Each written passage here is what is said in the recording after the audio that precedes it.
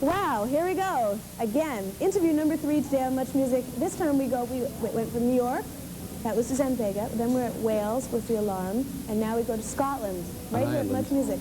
And Ireland. Yeah. Oh boy. Do you guys fight about this? This is, by the way, this is Marillion. We have Mark Kelly and Fish here. Hello. Hi there. Hi. So do you have competing Yeah, I have a little hassle. When I have a couple of drinks in me, I do, like, you know, you realise what the Scots invented and stuff, because I'm like the classic minority group in the band. Because I'm from Edinburgh in Scotland. There's Ian Mosley, the drummer, he's from London. Pete the bass player's from Cornwall and Middlesbrough and eventually Aylesbury. Steve the guitarist from Yorkshire, you know.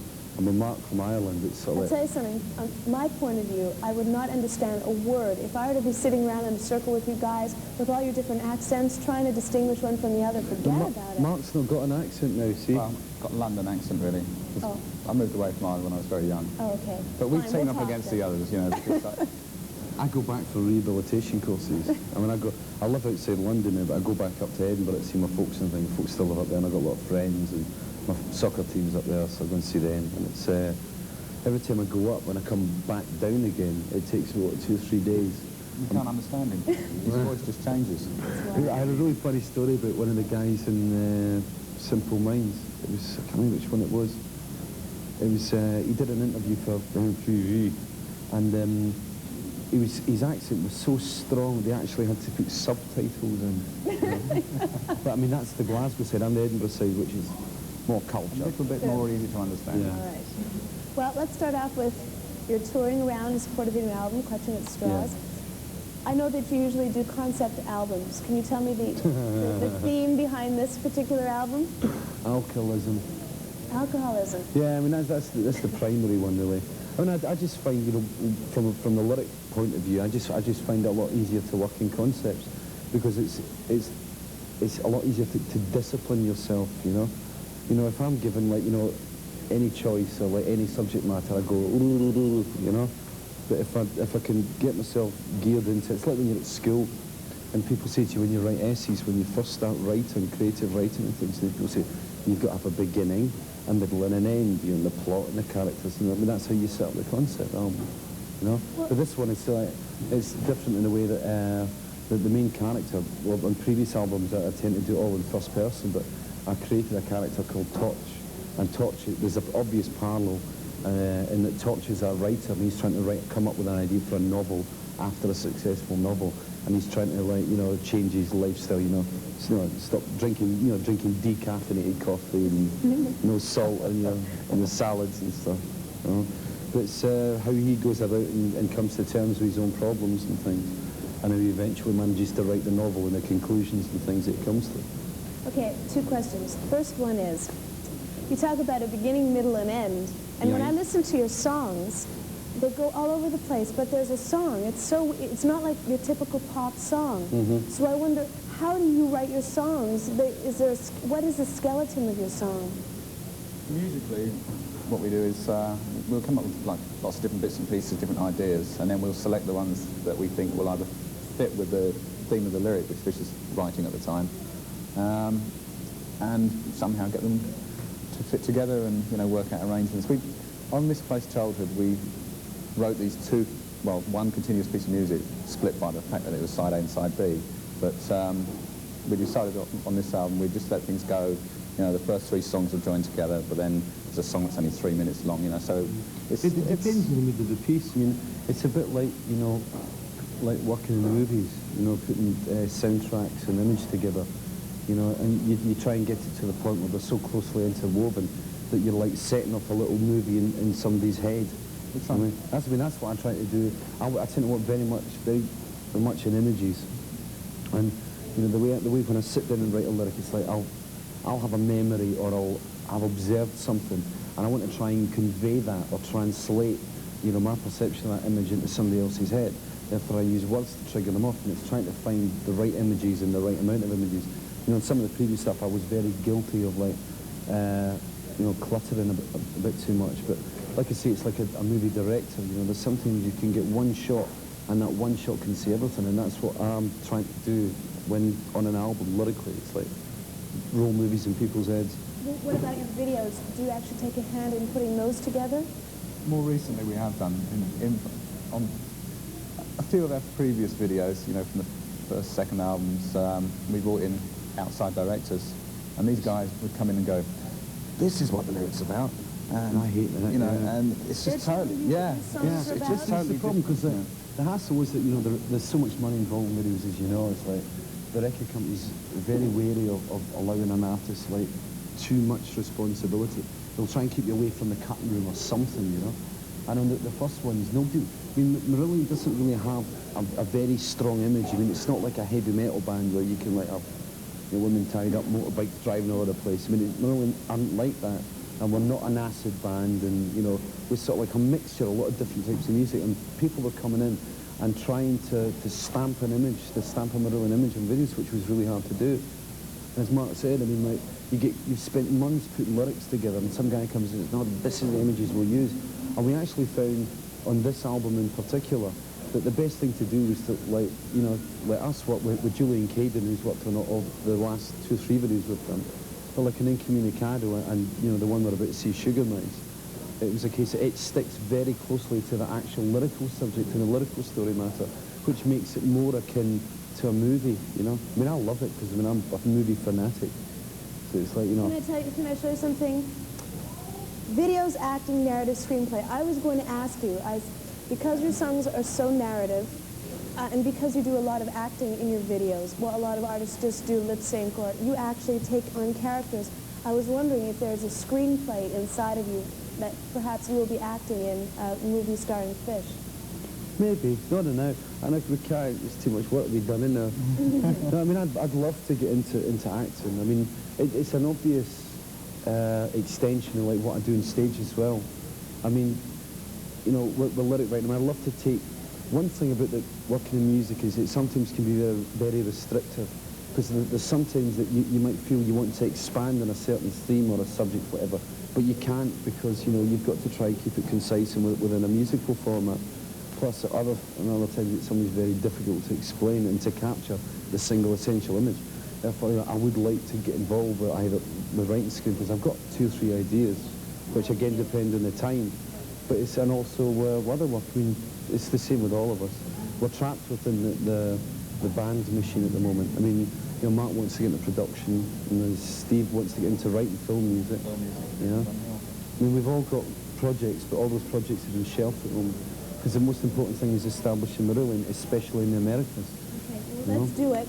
Let's take a look at Sugar Mice. We'll come back and talk some more. Okay? This time I'll ask you some questions without you answering them before I ask them. Okay, this is Marillion on Much Music.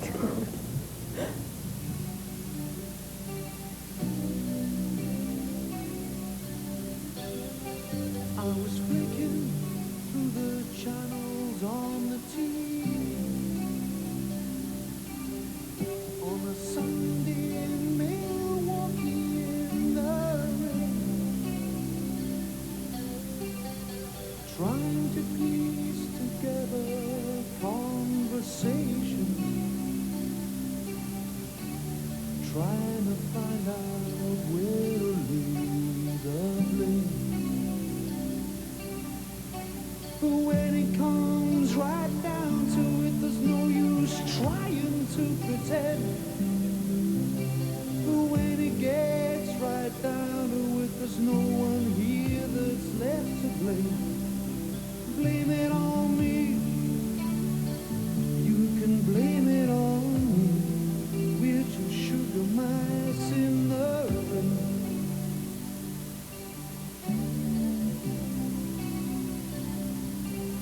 I heard Sinatra calling me down through the floors,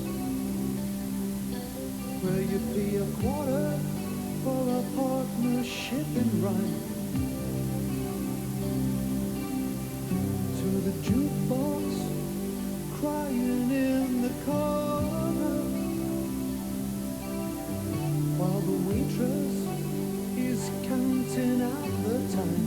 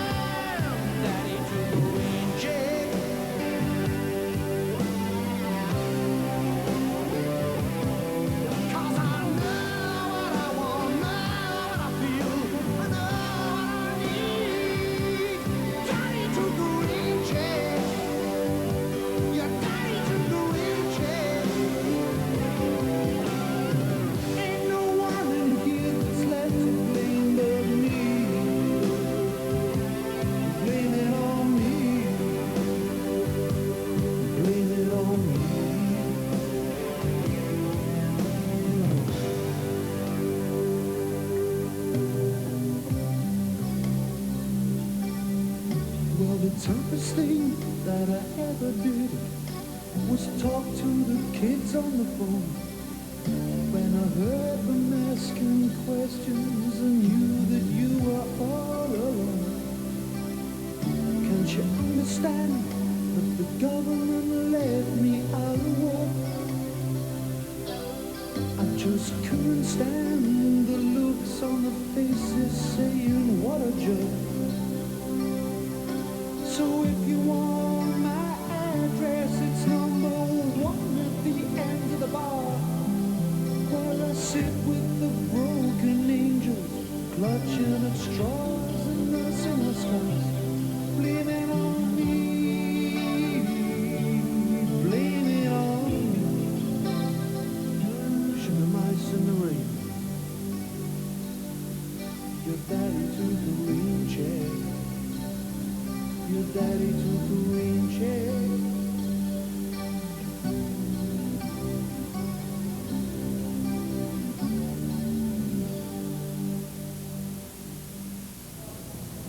And that's the latest from Marillion, Sugar Mice, So Much Music. You were talking about the theme being alcoholism of the album. And the songs are all subtitled by bars that you've written the songs in. Why are you so linked up with, I mean, your name Fish, drinking like a fish. You actually hook every song, every song has a link to a different bar that it was written in. What is this connection with the band and drinking? Well, it's I don't know, there's always this sort of, there's a macho element attached to, rock and roll touring and stuff. And I mean, the fact of the matter is that on rock tours, I mean, it's not exactly, you come off stage and, let's go down an art museum, I mean, it's like, you go to a bar and you end up in bars and you end up talking to people in bars. And what happened was on the last tour we did, and I only do the lyrics, right? And it's a case, I was going into bars and I was meeting people. And I started to notice that be it Austria or Germany or Canada or Scotland, wherever, there were parallels in people. There were similar characters in every bar. And, you hear all the stories and stuff. And I just decided to try and, represent them, represent those people. And on top of that, I mean, being Scottish, Scotland has always had a major problem with alcoholism. And reputation, I'd say. Yeah. And alcoholism, nowadays it is becoming an even worse problem, what with unemployment, and people tend to try and find forms of escapism, and then a lot of walks of life that people tend to go to alcoholism, but it's accepted. It's like the cocktail bar clown, and people laugh about that, but I mean, the drug thing's taboo, but alcoholism's okay. And if it actually comes down to it, there's more people that are alcoholics than there are actual drug addicts on this planet. What? And I wanted to try and show that within the songs. Therefore, every song takes on a different viewpoint in alcoholism. On the song Just for the Record on the first side, it's a real flippant one. When you first get in, when you're like 17, 18-year-old, like, I can control this. To the real self-loathing bit where you realise that you're an alcoholic. To the macho stance, to the drink thing, to the classic romantic Kerouacian writer stance. And I wanted to try and represent all the way through the album, every different track, the different stances, and basically the album's like an analysis of the guy, self-analysis. I have a question for you. Why is it that so many writers are drinkers? Is it because in order to write you have to strip down and let your defenses down? An interesting one question that is, Eric. Yes. I came to some sort of conclusion, the fact that most writers or performers, I mean, if you actually look at the cover of Clutching at Straws, you have represented on that cover Lenny Bruce, Truman Capote, Dylan Thomas, Robert Burns, Jack Kerouac. Yeah. I mean, they're all similar types. And I've put it down to the fact that, some writers, I mean, they tend to be very keen observers, or very acute observers. And some of the things they see most people bypass, like a lot of people travel so fast through life, they don't actually see or examine things, or they ignore things. And writers tend to pick them up. And it's as if they feed their observations to other people, but they do it in a way that by the time the end form comes together, it's sort of like diluted. I mean, a classic example of those people I mentioned was like Lenny Bruce. And that Lenny Bruce was involved. Glass of water for young Lenny Bruce. saying that like Lenny Bruce was dealing with problems like, you know, the racialism, racism and stuff, and the drug problems and the fact that he was like getting involved with smacking things, and he managed to turn that into a comedy act, you know. But in doing so, he became a very tortured character, you know. And ultimately, it's not funny. Live TV, much yeah. music. It's the way that people actually just, I don't know, cut the pain out a little bit. I mean, everybody needs escapism, which is one of the things that, you know, I try to point on the album, and that, you know, escapism is not illegal, you know, but, you know, you must be able to stand up and accept responsibilities at the same time, and some people do it in different ways. I'm going to change the subject totally when I catch my voice here. You guys have had a... voice. Maybe I should just read it. I came on to show my voice problems, and it's like, thank you. Okay. No, okay, here we go. All right, I think I'm better now. All right. You guys have had trouble getting airplay around America, right? Mm-hmm. So you tour a lot, and that's basically a way that people will find you. And excuse me as I wipe my tip. So, do you actually enjoy the process of touring truly, or do you have to do it? We've toured a hell of a lot, and we love it. No, seriously, we do. Get away for the wife. Get away for the wife. No, not really. Screaming kids. It is actually... phone bills, taxis, get away for that lot. Down the road. No responsibility. Peter Pan, tour bus, wild and crazy, nobody answered to it. I hate touring. Really? No. It's really good. Like you say yourself, it's a necessary part of the Marillion lifestyle or the Marillion career structure. And in fact, we don't have access to radio, as much radio as we'd like. We have been well stitched up by American radio stations and formats that have developed. And we are, you know, forced to the conclusion that we have to just carry on touring if we want to break through in a major way. I mean, how many times we played Toronto now? Four times. Really? You know? This is the fourth time. Yeah, I mean, down at the Massey Hall tonight, folks, please come down. Yeah. We need your money. You're almost sold Bring out. money. It's almost sold out. Yeah, besides, I think it's about 300 seats left. But, Yeah. I mean, this is the first time we've actually brought in the big show, or as big a show as we've been able to bring in, the biggest one so far. It's well happening. It's Well, growing. guys, go see them tonight at Massey Hall. It's going to be a good show, because I hear you put on a heck of a show. Yeah, it's great, because, I mean, one thing I would like to say is, like, I'd like to say great big thank you to the people in Montreal and Quebec that came to the show. Like, thank you. Good shows? Because, yeah, they were absolutely amazing. I mean, there was, what, 5,500, 6,000 in Quebec and Montreal, something like that. But it was, I mean, my voice, I've actually cancelled the Boston date. I mean, I wasn't going to come and do the interview today because I You was... sound fine. I sound sicker than you. I know, that's what we were saying. Because like, we did the Montreal show and my voice was shot, it was gone. And I was really worried and I thought, we're going to have to blow Toronto. And we cancelled Boston and I went into a hotel room for 2 days drinking tea, you know. And I came out today and it was like I was building up to the big sound check and the paranoia going to sound check and trying to voice it again. And it worked. So I'm quite happy. Right. Well, thanks very much for dropping by. I'm going to play my favorite song from you guys, Kaylee. Thank you, Erica. Catch them live in concert tonight in Toronto, Massey Hall, Marillion. This is Kaylee on Much Music. I got my voice back. Time for you to go. No problem. Go to work and done it.